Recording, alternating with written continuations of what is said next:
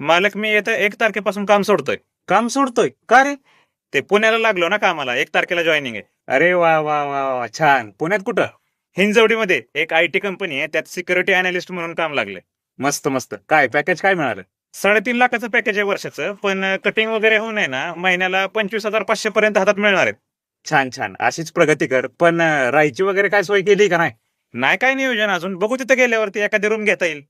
4,500 ते 5,000 भाडे हिंजवडीमध्ये एका जणाचं एका रूमला. आणि जेवायचं काय? मेस लावणार आहे की 2 टाइमची. 3,000 लागतात, 2 टाइमचा डबा 1 महिन्याचा. आता पुण्यात राहणार म्हणल्यावर क्लबिंग पार्टी वगैरे. हा, आता तिथं राहतोय म्हणल्यावरती महिन्यात 1-2 वेळा. एका टायमिंगचा क्लबिंगचा खर्च 2,000 जरी धरला ना तरी 2 टायमिंगचे 4,000 झाले. बरोबर. सकाळचा रोजचा नाश्ता 100चा आणि 100चा पेट्रोल तर लागणारच. हो, महिन्याचे दोन्ही मिळून आहे ना 6,000 रुपये झाले. आता तू पुण्याला कामाला जाणार म्हणल्यावर घरची पण जबाबदारी आली. महिन्याला घरी पैसे वगैरे किती पाठवणार आहे? 5,000 पाठवणार घरी. हा, आणि महिन्याला एखादा ड्रेस तरी घेशीलच ना, कमीत कमी 2,000 रुपयापर्यंत. हो हो. सगळा मिळून तुझा महिन्याचा खर्च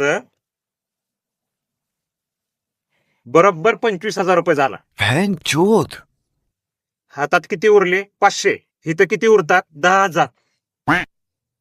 जाणार आहे का पुण्याला कामाला? नाही नाही. नाही जायचं असलं तरी जा, माझं नाही तसं काय.